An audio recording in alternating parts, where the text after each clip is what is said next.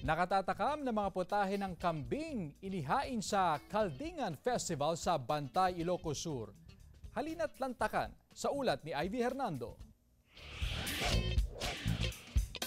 Amoy pa lang mapapakanin ka na sa sarap ng mga putaheng mula sa karne ng kambing. Nariyan ang masarsang kaldereta, kilawin, at ang all-time favorite ng mga Ilocano, sinanglaw. Pero this time, hindi karne ng baka, kundi kambing.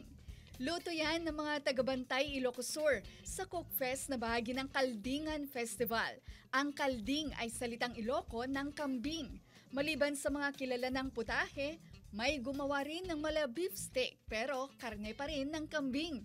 Marinated, ganun din po para din po siyang tapa na beef tapa, ganun din po siya. Kasi mas masarap yung kambing talaga. May burger patty din na matagal na umanong recipe ni Dominador Tugas. Nami mas ma'am ta kagamin mas na laslasa gamin ti karling yung ti baka.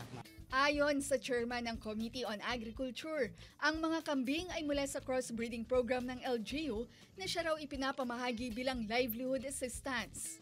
Para ma-upgrade yung mga native naming kalding. Yung mga nag-aalaga, talagang tutukan nila yung mga paanak nila para may bebenta. Tulad nga nang mahal na po yung kambing ngayon. Yung dating 3,000, ngayon 5,000 na po. Ikalawang taon pa lang ng Kaldingan Festival at layunin ng LGU na mas makilala ang bayan mula sa pagpaparami hanggang sa pagluluto ng kambing.